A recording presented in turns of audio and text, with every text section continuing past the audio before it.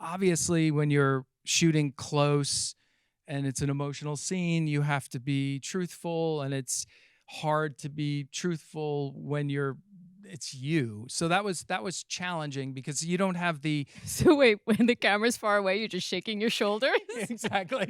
Ooh, ooh. You're not truthful when the camera's back there?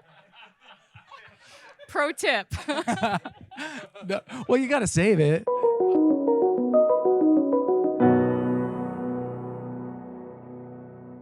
Well, congratulations. It's I think a really extraordinary film. Thank you.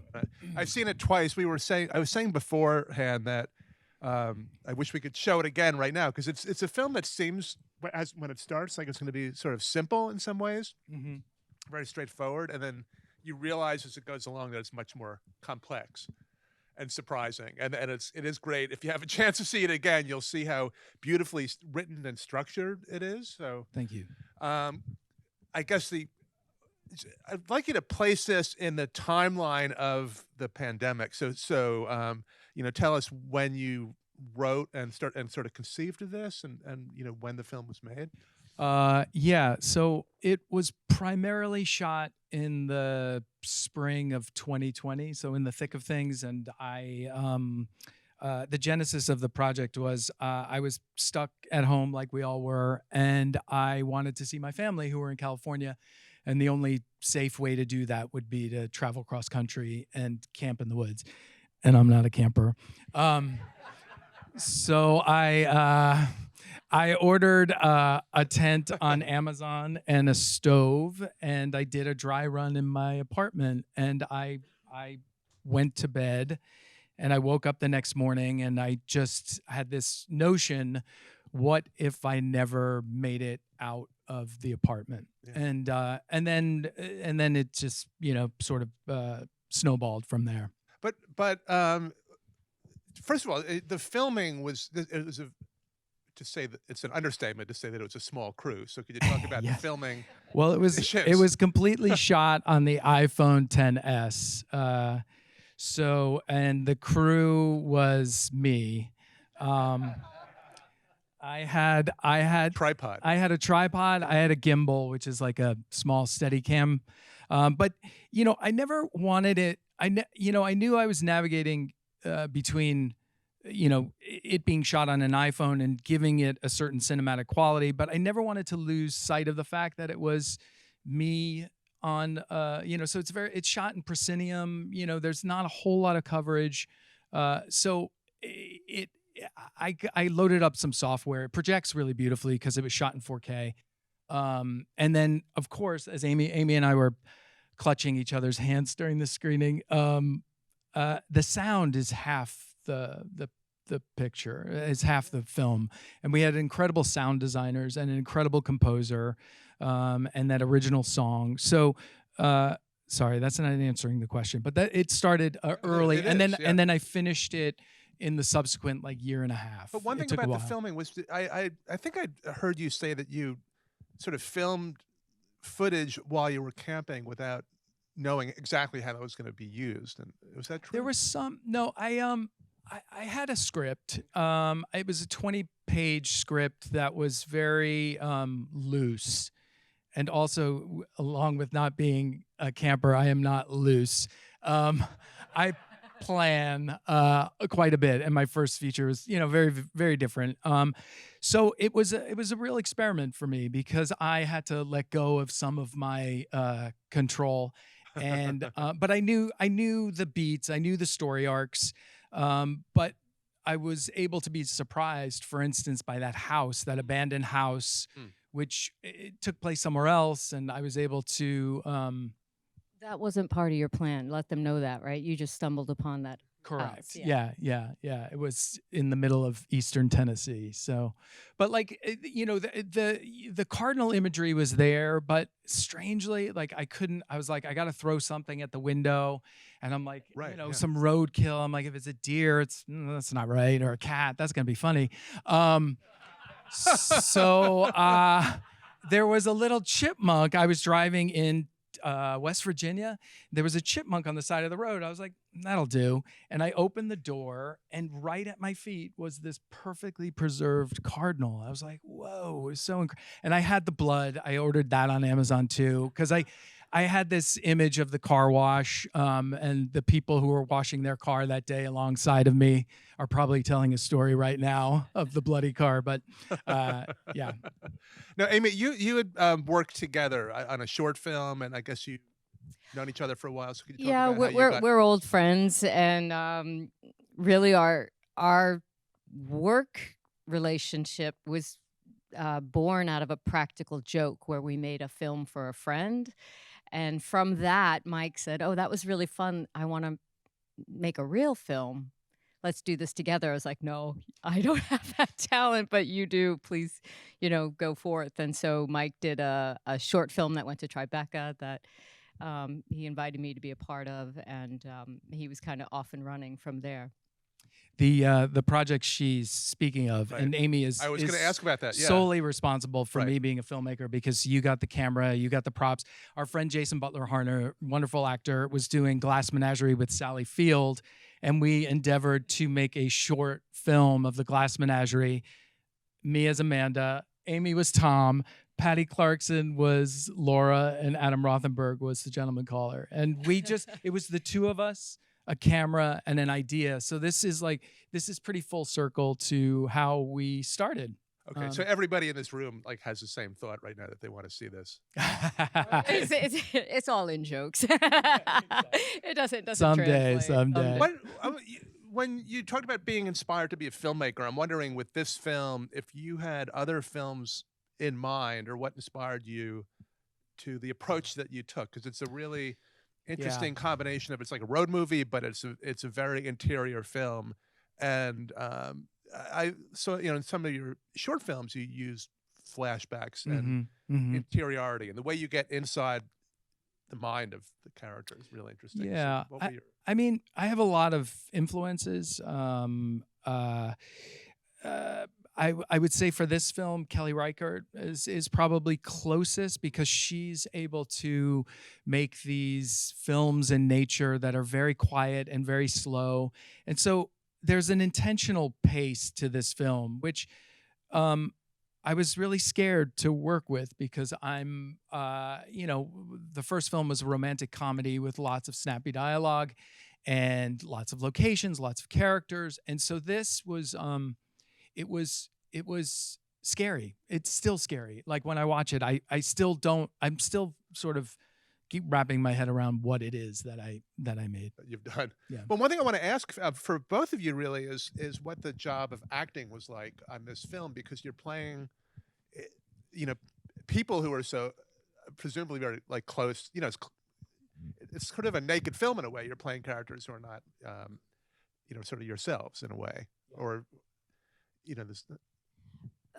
Well, before we filmed the scenes that I was part of, I really didn't know anything about the story, the outline. Mike's like, "Can you come over?" Yeah. And I mean, when you have a friend like Amy, who's very much in demand, you don't want to abuse their time and talent. I was like, "I'll shoot you out in 3 hours."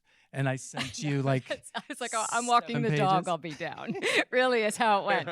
But I feel like I am, even though I'll do anything for Mike, but I'm still a good kid. I'm like, Jason Gutman, am I allowed to do this? And yes, Mike already figured out with SAG and got a release. Okay.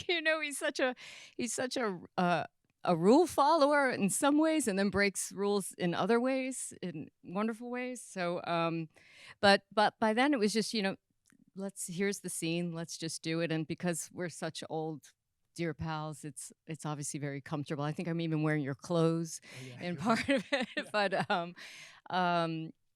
so in terms of that, it felt effortless. But I will say sometimes acting with very close friends, I get the giggles because it's silly. Like we're playing, we're pretending, because this isn't what we would be doing with our other days out of the year. But so it does take a different level of intimacy where you're going to get the giggles out and Yeah, but I'm just wondering if your tasks are so simple in a way. Like we talked on the phone the other day, and you said, "Oh, Amy Ryan's so great; she could read a phone book," and you are basically like at one scene reading a list of names, and then we're watching you take a tent down. Amazingly. But it's very moving scenes. But I'm wondering if that's tricky as an actor to do that. Well, to be honest, I mean, that list names, it's real though. I mean, whether the names are changed for this film, like it's very moving. I mean, the amount of people we lost and who, I don't have to tell anyone in this room or anyone, what New York, we all went through. But that, I feel like scenes like that, it reminds me, there's a play. Shayna Madel. There's the scene at the end where they read a list of names, and just any list of names, and obviously people who've perished. I mean, I don't think you have to act that. I think it's best to get out of the way, stuff like that. So, I think that's where any technique or lack of technique entered that scene for me. Okay.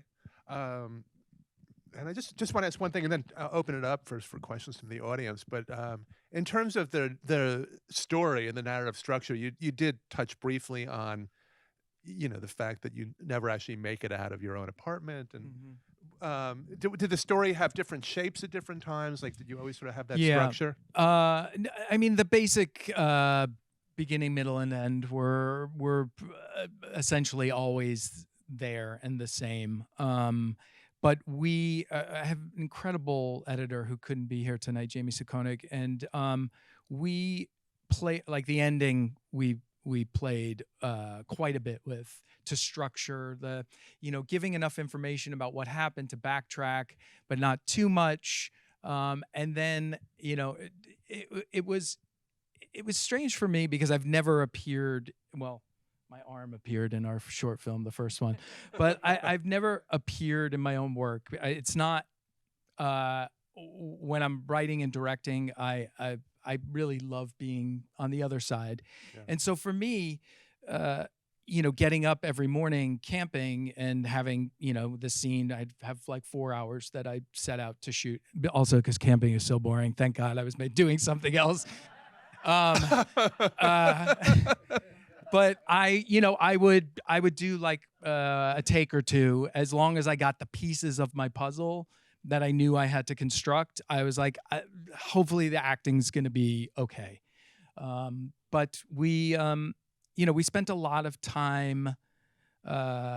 We spent a lot of time crafting the nuance of the film. Like there's when you say on a second viewing, there's Amy is placed throughout. Telling that story. There's a bass thump that's throughout the film that turns into her pounding on the door at the end. There are a lot of things that I lay in, even in the color grade. You're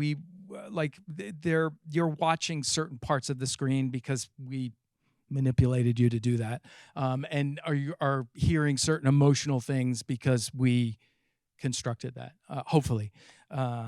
So, and then the big part, which was, it's like Amy taking down that tent in real time. It was a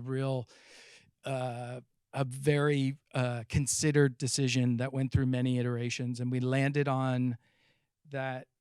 Amy and her character earned that, and we needed that sort of grace note of pause. But like, only Amy fucking Ryan could take down a tent in real time and still be, I'm faster with an arrow bed. Put that away really fast. I don't camp either. I didn't know how to do that. Yeah.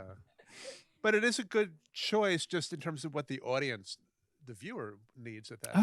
I hope so. I mean, it was a big swing, and it's going to work for some people. It's not going to work for other people. They're going to be like, take the fucking tent out.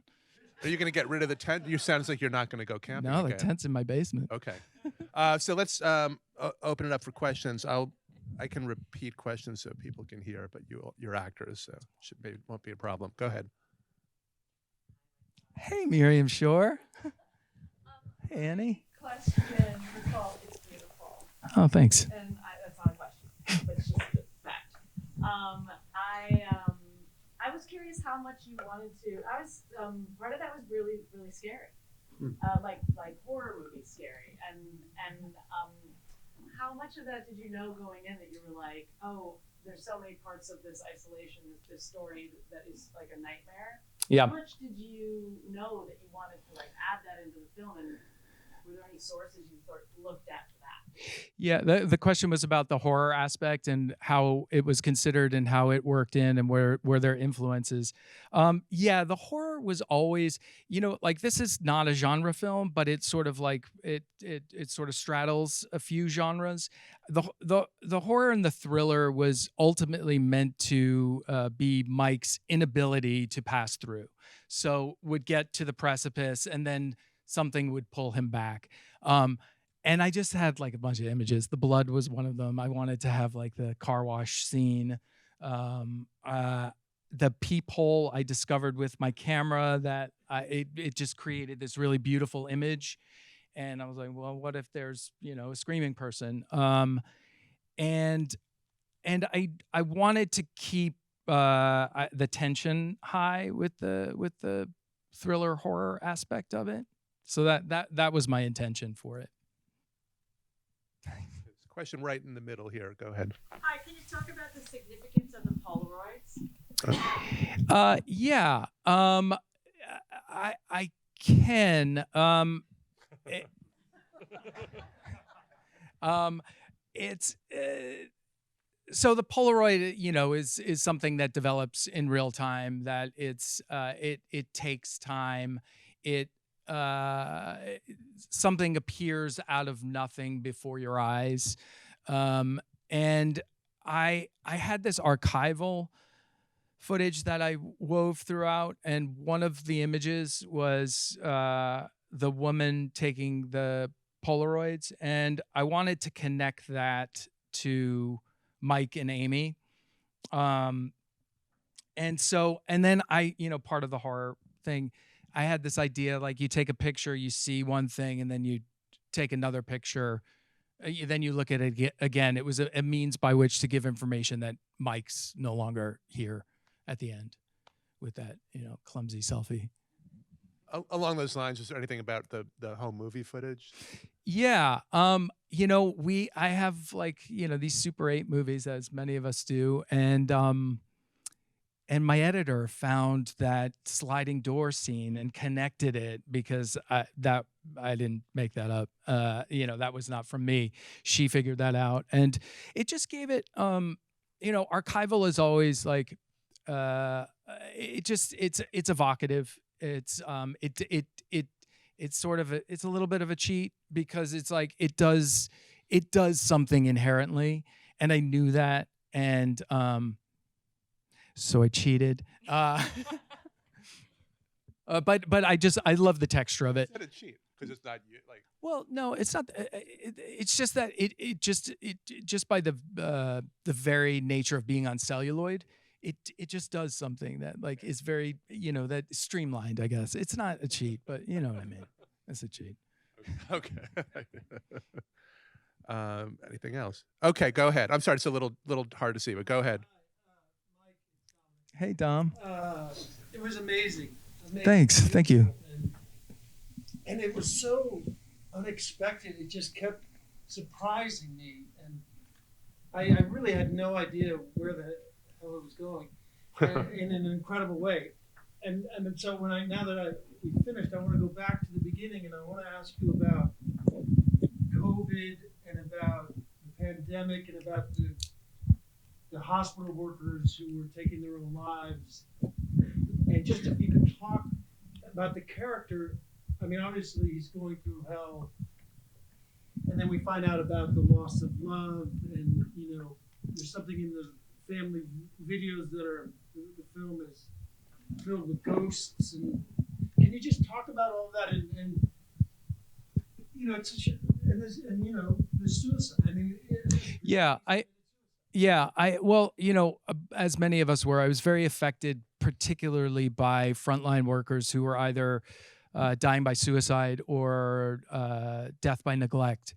and it really, you know, like we're all in sort of a deep dark hole then, and it really there were a few stories, particularly of doctors and nurses who didn't make it after helping so many people.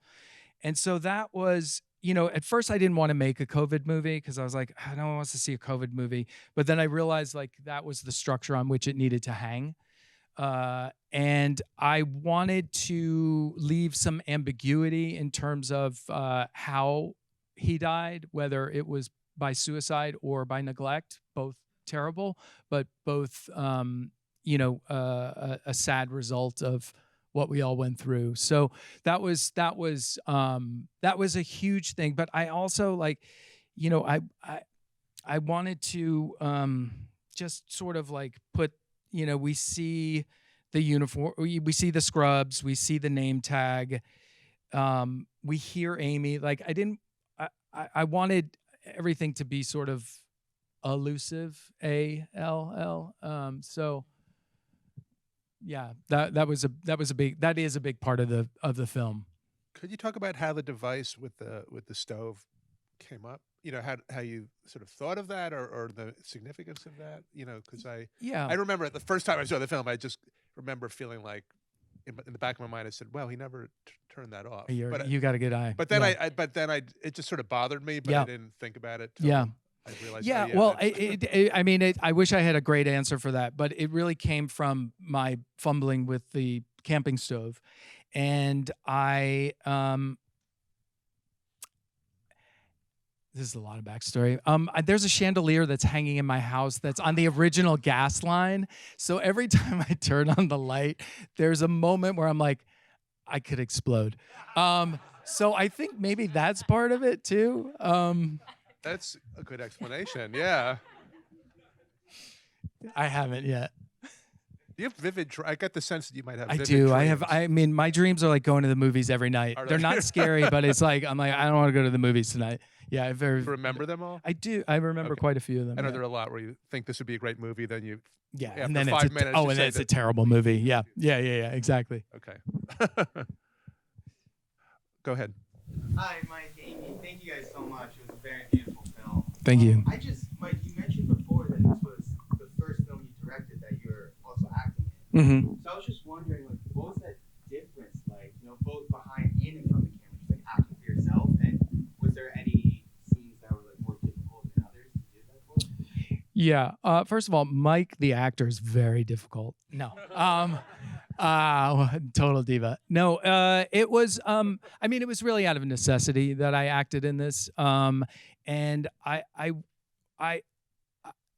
you know, there were, you know, obviously when you're shooting close and it's an emotional scene, you have to be truthful, and it's hard to be truthful when it's you. So that was challenging because you don't have the. So wait, when the camera's far away, you're just shaking your shoulders? Exactly. Ooh. You're not truthful when the camera's back there? Pro tip. No, well, you got to save it.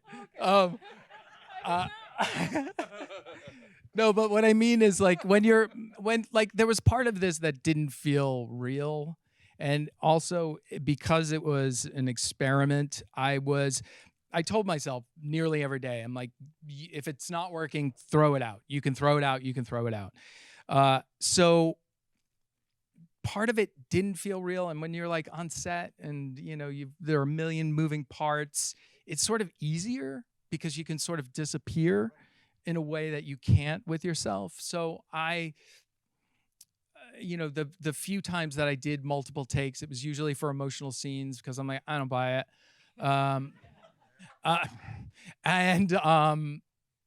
So yeah, it was a very different experience,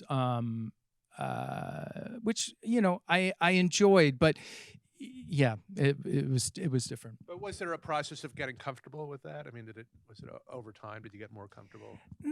No. I mean, you know, it's the flip side, the dichotomy of that is that you are alone and you're in your apartment and it's a tripod and your iPhone, and it's like when Amy and I, play around together, and have in the past, either making something like a goofy film or a real short film, or just putting each other on tape. Like there's an ease to that. So does that answer the question? Yeah. Okay. I'm not trying to be funny, but was any take ruined because you got a phone call? Oh, that's funny. Did you remember to take, To, put like, your notifications yeah. off or whatever? Oh no, yeah. I always had it in airplane mode. Yeah. I mean, when you're the crew of one, that's a lot to retain. Well, it was. I mean, logistically, it was very tough because I had to download these massive files every day and back it up 3 times because, like, you lose your footage, you're screwed. So I had this brick that had actual plugs that I could plug into the lighter of the car. So it was stuff that was sort of out of my wheelhouse. There's one right there. Hey, I'm sorry. Go ahead. What are the reactions of the healthcare workers, and doctors and nurses, and are there any plans to screen this at a hospital or some kind of healthcare space? There aren't plans for that yet, but we're exploring that. And I actually haven't, because it's screened, it premiered out of the country, and then it had a New York premiere, and there unfortunately weren't healthcare workers there, but it would be interesting to see how it resonates. Could you talk a bit about like what how you see the life of this film? I mean, it's a terrific movies, and I think we all feel like we'd love for more people to see it. So it played at a few film festivals. What happens next with it? It's out right now, being considered by a few small distributors. It's making an independent film and that journey of the film after it premieres and after it's a whole other mishigas of I don't know what the life of the film is going to be, and of course as a filmmaker you want as many people to see your films as possible, and sometimes that means like fun fancy distributor as I had in the past, and then sometimes it's sort of a little engine that could. So apart from the festivals that it's going to be in Europe now, I don't know. As I said the last time, like I don't know. It's just Amy and I were just sort of holding hands throughout the screening, watching it together, and it was. I don't know. It's really great to share it with you. Could you talk just as a last question about what this made you think about your future in filmmaking? Other things you'd like to do as a director and writer. Yeah, I mean, I think what happened after making a romantic comedy is everyone they're like, do that again, and that didn't really interest me. I of course I would love to continue to do that in the future, but as my next thing, I wanted to. Wear a different hat, like play a different color. Like as actors, I'm sure you can relate. Yes, about like you don't want to play the same part always, and it's fun to explore and be outside your comfort zone and the box. Yeah. This was a really special screening. Thanks so much for both of you for being here. Thank you, David. Everybody Thank you for all. coming. Thanks for staying.